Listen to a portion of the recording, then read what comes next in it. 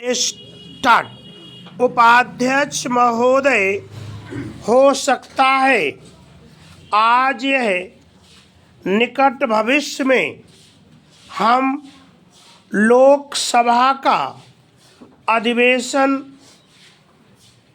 दिल्ली के बाहर कहीं न कर सकें, लेकिन भविष्य में ऐसी स्थिति आ सकती है और यदि हमारे संसदीय कार्यों का मंत्रालय चाहे और इस संबंध में शीघ्रता करे तो वह भविष्य निकट में भी आ सकता है, जब हम अपनी संसद का अधिवेशन दिल्ली के बजाय कहीं बाहर कर सकें।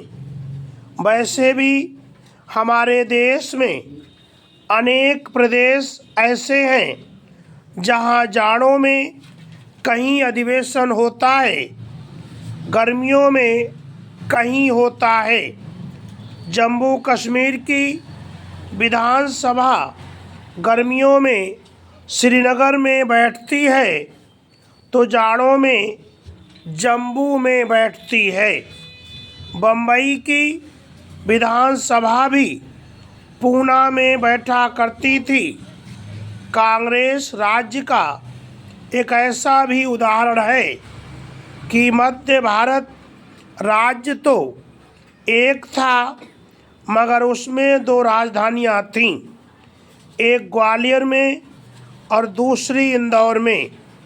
इसलिए जब हमारे कांग्रेस के मित्र इसका विरोध करते हैं तो वह मेरी समझ में नहीं आता।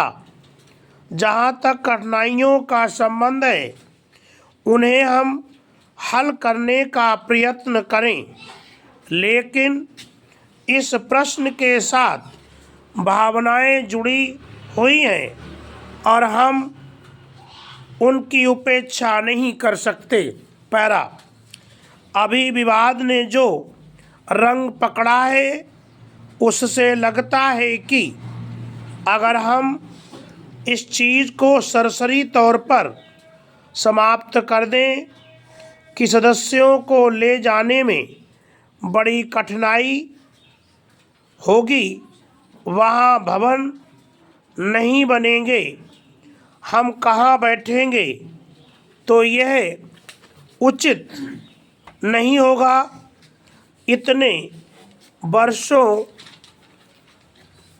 हो गए पर अभी तक सरकार सदस्यों के लिए दिल्ली में भारी सुविधाएं नहीं जोड़ सकी, तो हैदराबाद और बंगलौर में यह कैसे संभव होगा?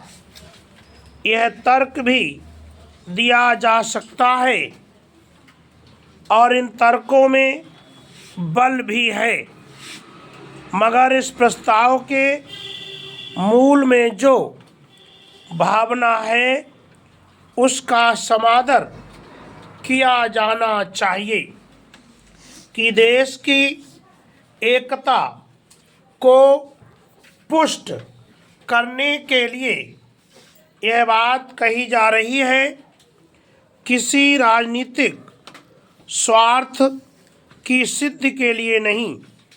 उत्तर और दक्षिण में कोई नया भेद नहीं है तो कोई आवश्यकता ही नहीं है, लेकिन हमें यह मालूम है कि हमारा देश बहुत विशाल है।